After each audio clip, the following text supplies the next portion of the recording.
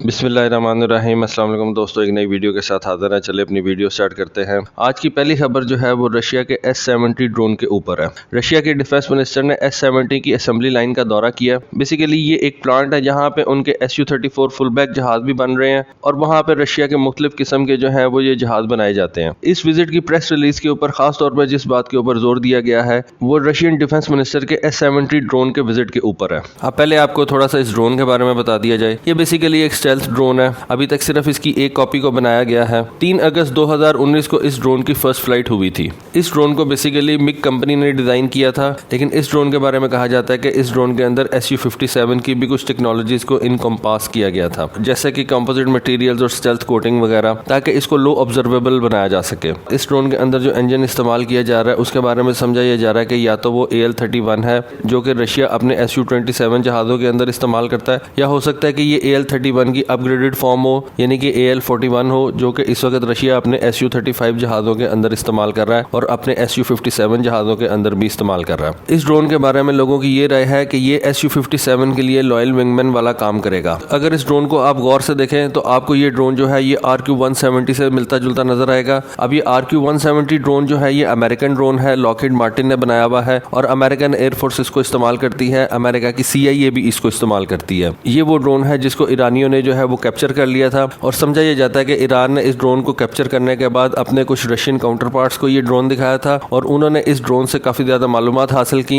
यानी कि RQ-170 drone से, और उसके बाद उन्होंने इस S-70 ड्रोन को डेवलप किया। लेकिन मैं इसको बेसिकली एक अमेरिकन प्रोपेगेंडा समझता हूँ। रशिया के पास अपनी इतनी ज़्यादा इंडस्ट्रियल बेस है कि वो इस तरह के ड्रोन जो है वो उनको खुद से बना सके। रशिया के डिफेंस मिनिस्टर ने कहा है कि इस ड्रोन का नया प्रोटोटाइप जो है उसको हम 2022 के अंदर कंप्लीट कर लेंगे। ये ड्रोन जो है ये बेसिकली एक फ्लाइंग विंग डिजाइन वाला ड्रोन है, यानी कि इसकी कोई वर्टिकल टेल आपको नजर नहीं आएगी। इसके अंदर कोई वर्टिकल टेल नहीं उन्होंने लगाई हुई। इस ड्रोन का जो वेट है वो तकरीबन 20 टन है और ये ड्रोन जो है तकरीबन 1000 किलोमीटर पर आवर की स्पीड से सफर कर सकता है। इस ड्रोन की जो पहली फ्लाइट थी वो तकरीबन 20 मिनट तक जारी रही थी। 27 सितंबर 2019 के अंदर इस ड्रोन ने Su-57 के साथ एक फॉर्मेशन फ्लाइट की थी और तब से ये लोग कहना शुरू हो गए हैं कि ये जो S-70 ड्रोन है ये Su-57 जहाज के लिए लॉयल विंगमैन वाला काम करेगा और इस फ्लाइट की ड्यूरेशन जो थी वो तकरीबन 30 मिनट की थी।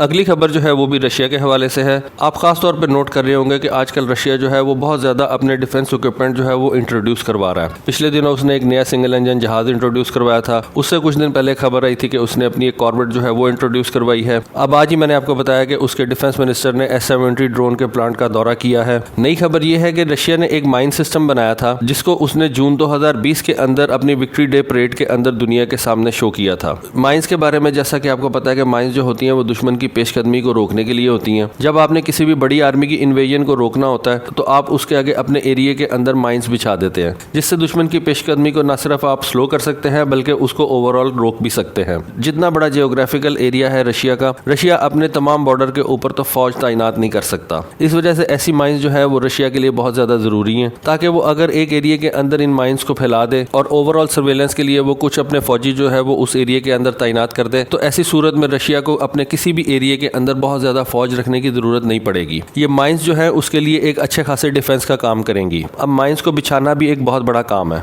एक तो तरीका ये है कि आप फिजिकली जाके माइंस को ले करें, यानी कि माइंस को आप अपने एरिया के अंदर जाके बिछाएं। दूसरा तरीकेकार ये है कि आप ऑटोमेटेड तरीके से अपनी माइंस को जो है वो अपने एरिया के अंदर बिछा दें। अब जितना बड़ा रशिया का एरिया है और जितनी तादाद में उसको माइंस बिछाने की जरूरत पड़ती है, तो उसके लिए रशिया ने ये एक ऑटोमेटेड तरीका जो है उसको अपनाया, जिसके जरिए से क्या होगा कि ये एक सॉलिड फ्यूल रॉकेट्स है, इनके ऊपर आप जो है वो लैंड माइंस को रख देंगे, तो आप ये रॉकेट्स जो है इनको आप मारेंगे, आगे जाके ये जो माइंस हैं ये रॉकेट से अलहदा हो जाएंगी और ये रॉकेट सिस्टम जो है ये उस एरिया के अंदर माइंस को बिछा देगा। ये सिस्टम जो है ये बिल्कुल एक मल्टी बैरल रॉकेट लॉन्चर की तरह काम करता है। सिर्फ फर्क ये होता है कि आप एक्सप्लोसिव की जगह माइंस को रख देते हैं और ये multi barrel rocket launcher system जो होता है ये एरिया के अंदर माइंस को ले कर देता है, एक बड़े एरिया के अंदर माइंस को ले कर देता है और आपको बहुत ज्यादा इंसानों को माइंस ले करने की जरूरत नहीं पेश आती, बल्कि आप इस ग्राउंड व्हीकल के जरिए से बड़े एरिया के अंदर माइंस को ले कर सकते हैं।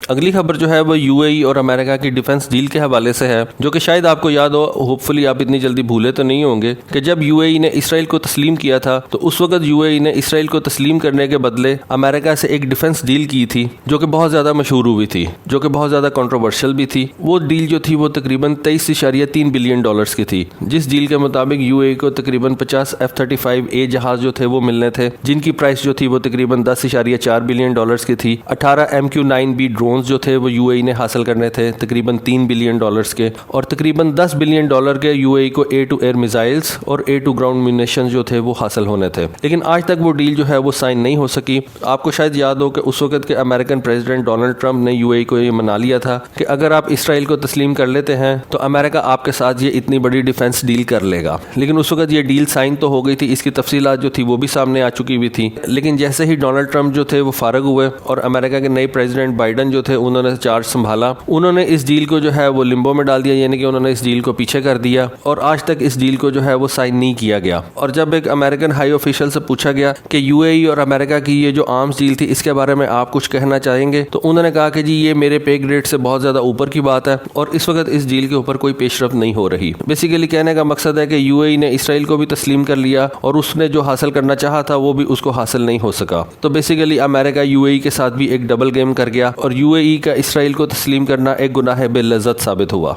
आज की आखिरी खबर जो है वो हाइपरसोनिक एयरक्राफ्ट के हवाले से है। अमेरिकन एयरफोर्स ने तकरीबन $60 मिलियन जो है वो हर्मियस एक कंपनी है उसके हवाले किए हैं। इससे पहले पिछले साल भी अमेरिकन एयरफोर्स ने तकरीबन $1.5 मिलियन जो थे ये इस हर्मियस कंपनी को दिए थे। हर्मियस कंपनी जो है वो बेसिकली एक हाइपरसोनिक एयरक्राफ्ट के ऊपर काम कर रही है और वो एक ऐसे जेट को डेवलप कर रहे हैं जो कि स्पीड ऑफ साउंड से 5 गुना तेज जा सके। जैसा कि आप कॉन्कॉर्ड के बारे में जानते हैं कि कॉन्कॉर्ड जो था वो एक सुपरसोनिक जहाज था, पैसेंजर जहाज था, सिविलियन जहाज था। उसको इंग्लैंड और फ्रांस ने मिलकर बनाया था। इस जहाज को ब्रिटिश एयरवेज और एयर फ्रांस जो थे वो इस्तेमाल करते थे। ये जहाज हर फ्लाइट रूट के ऊपर तो नहीं उड़ सकता था, लेकिन बेसिकली इसको ट्रांस अटलांटिक सफर के लिए इस्तेमाल किया जाता था, यानी कि यूरोप और अमेरिका के दरमियान जो था ये फ्लाइट्स जो थी इस जहाज की चलाई जाती थी। अब अमेरिका की ये जो हर्मियस कंपनी है ये एक ऐसा जहाज बना रही है जो कि स्पीड ऑफ साउंड से 5 गुना तेज जा सकेगा और उनका ख्याल ये है कि आने वाले दिनों के अंदर मुख्तलिफ कंपनीज जो है इस जहाज को परचेज करेंगी। लेकिन आजकल जिस तरह के हालात चल रहे हैं उसमें तो एयरलाइन इंडस्ट्री जो है वो बहुत ज़्यादा बैठ गई हुई है। लेकिन फिर भी हर्मियस कंपनी का ये ख्याल है कि वो इस जहाज़ को ना सिर्फ बनाएंगे बल्कि इसको अच्छे तरीके से सेल भी कर सकेंगे। बेसिकली जहाँ तक मैं उनकी स्ट्रेटजी को समझ पाया हूँ वो इस जहाज़ को ना सिर्फ कमर्शियल पर्पजेस के लिए सेल करेंगे बल्कि इस जहाज़ को वो मिलिट्रीज को भी सेल करेंगे, क्योंकि जैसा कि आपको पता है कि जब भी कोई नई टेक्नोलॉजी आती है उससे पहले उस टेक्नोलॉजी का एक मिलिट्री यूज़ भी होता है। और जैसा कि आप देख सकते हैं कि पिछले साल अमेरिकन एयरफोर्स ने इस कंपनी को $1.5 मिलियन दिए थे और अगले ही साल यानी कि इस साल अमेरिकन एयरफोर्स ने इस कंपनी को $60 मिलियन जो है वो दे दिए हैं। और इस $60 मिलियन के कॉन्ट्रैक्ट के अंदर उन्होंने ये कहा कि हम 3 साल के अंदर आपकी जो है वो प्रोग्रेस को देखेंगे। इस कॉन्ट्रैक्ट के अंदर अमेरिकन एयरफोर्स ने कहा कि हम जो आपकी 3 चीजें नोट करेंगे उनमें ये होगी कि हम सबसे पहले ये देखेंगे कि क्या आप एक रीयूजेबल हाइपरसोनिक प्रोपल्जन सिस्टम बना सकते हैं, यानी कि एक ऐसा इंजन बना सकते हैं कि जो कि रीयूजेबल हो और हाइपरसोनिक फ्लाइट्स को जो है वो सस्टेन कर सकता हो। उसको उन्होंने नाम दिया हुआ है क्वार्टर हॉर्स का। अमेरिकन एयरफोर्स ने कहा कि इन 3 सालों के अंदर हम इस क्वार्टर हॉर्स जहाज की जो है वो प्रोग्रेस भी देखेंगे। लास्टली उन्होंने ये कहा कि इन 3 सालों के अंदर हम ये चाहेंगे कि ये हर्मियस कंपनी जो है वो हमें ये बताए कि ये हाइपरसोनिक जहाज हमारी एयरफोर्स के अंदर किस तरह से फिट आ सकता है और हमारी ओवरऑल वॉर गेमिंग्स के अंदर इसको हम किस तरह से इस्तेमाल कर सकते हैं। बेसिकली जैसा कि आपको पता है कि अमेरिका का प्रेसिडेंट जो है वो अमेरिकन एयरफोर्स के जहाज के अंदर सफर करता है, तो अमेरिकन एयरफोर्स ये चाह रही है कि उसके पास एक ऐसा हाइपरसोनिक जहाज हो जो कि अमेरिकन प्रेसिडेंट को लेके सफर कर सके। लेकिन उससे पहले उसको बहुत ज्यादा तैयारी की जरूरत है। सबसे पहले ये जो क्वार्टर हॉर्स जहाज होगा ये एक अनमैन्ड जहाज होगा, यानी कि इसके अंदर कोई इंसान नहीं बैठेगा और इसकी हाइपरसोनिक टेस्ट फ्लाइट की जाएगी और उसके बाद इस जहाज के अंदर पैसेंजर्स बिठाए जाएंगे। तो उसके बाद जब ये पूरी तरह से सेफ हो जाएगा तो उसके बाद इसको अमेरिकन प्रेसिडेंट के सफर के लिए इस्तेमाल किया जा सकेगा। अमेरिकन एयरफोर्स इस जहाज से और भी बहुत से काम ले सकेगी। डेफिनेटली ये तो आने वाले दिनों के अंदर जो है वो खुल के बातें सामने आएंगी। लेकिन ये $60 मिलियन की जो एक रकम अमेरिकन एयरफोर्स ने हर्मियस कंपनी को दी है, ये इस बात का सबूत है कि हर्मियस कंपनी जो है वो अमेरिकन एयरफोर्स को एक बात तो कन्विंस करवा चुकी है कि वो एक हाइपरसोनिक पैसेंजर जहाज बनाने के बहुत ज्यादा करीब है। तो देखें इस खबर के ऊपर जिस तरह से आने वाले दिनों के अंदर अपडेट्स आएंगी मैं आपको इन्फॉर्म रखूंगा। होपफुली आपको आज की वीडियो पसंद आई होगी, आज की इन्फॉर्मेशन पसंद आई होगी। कमेंट सेक्शन के अंदर लाजमी बताइएगा, फेसबुक पेज को लाजमी लाइक कीजिएगा, मुझे मेरे ट्विटर हैंडल पे फॉलो कीजिएगा। आज के लिए बस इतना ही। Thank you. Allah Hafiz.